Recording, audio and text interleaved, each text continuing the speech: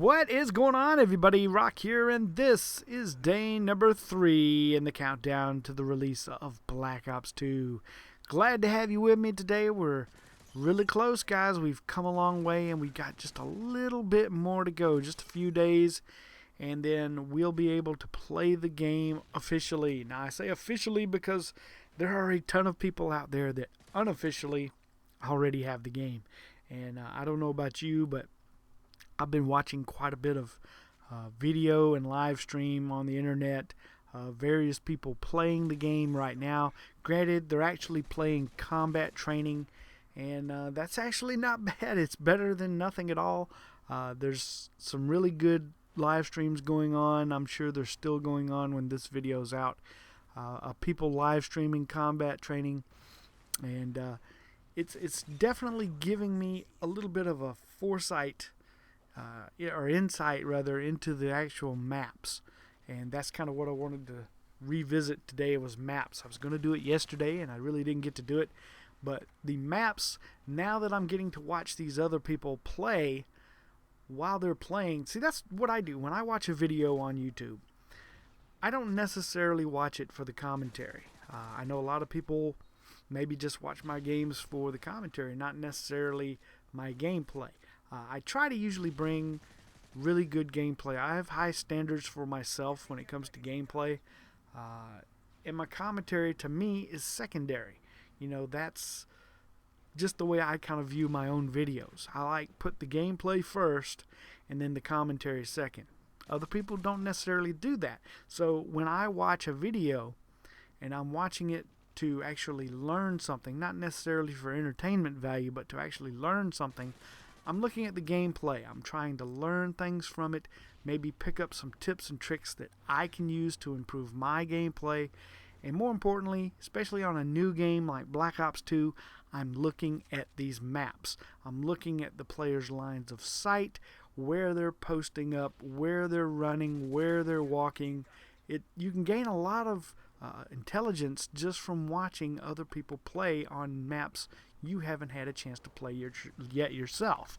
And there's a few maps that have kind of stood out to me in these kind of early views that I've had on the game. One is Plaza. That is looking like a really fun map. I have to say one thing about all the maps, though. Compared to Modern Warfare 3, these maps look incredibly clear.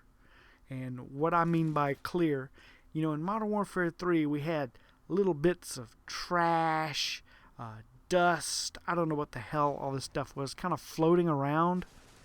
And the maps just kind of, everything blended in, you know? You could have a person standing right over to the side in a corner, and you might not necessarily notice them, just because of the color of the maps, the contrast of them. It was very hard, at least I have to say for me. Maybe it's my age, maybe because I'm an old man, I have a hard time seeing as good as younger people might. But I just had a hard time picking up targets sometimes on some of these maps in Modern Warfare 3. And one thing I'm noticing on most of the maps in Black Ops 2, that doesn't seem to be as big of a problem. Now, some people have called them, I've already heard this term already, they look cartoony, that the game has a cartoonish look to it. But you know what? I'm okay with that. It doesn't have to look like it's a photo right out of real life. I don't care if it has a little cartoony look. As long as it's crisp and clean and clear, that's what counts for me. And that's one thing I am really noticing in a lot of these maps in Black Ops 2.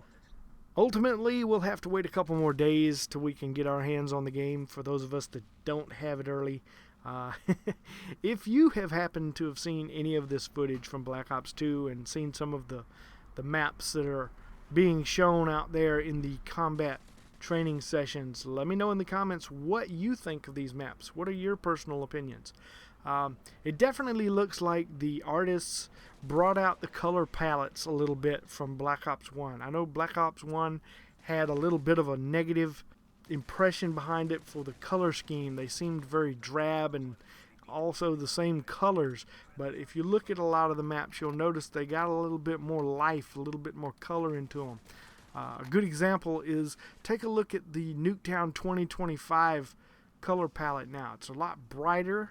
I think, and there's a lot more color in it versus Nuketown from Black Ops 1. But here again, let me know your thoughts on this in the comments, and I will certainly read them. Hope you enjoyed today's video. It is kind of winding down. We got 2 left in the series, and then it'll be Black Ops 2. This is probably going to be the second to last Modern Warfare 3 video you're going to see from me for quite a long time. I think that right there is worth a thumbs up or a like on this video in and of itself, don't you think? 30-3 in this game of free-for-all. I will see you guys tomorrow with the next video in the countdown. I do believe tomorrow, I won't tell you what tomorrow is. You'll just have to tune in and find out. All right. Have a great day, everybody.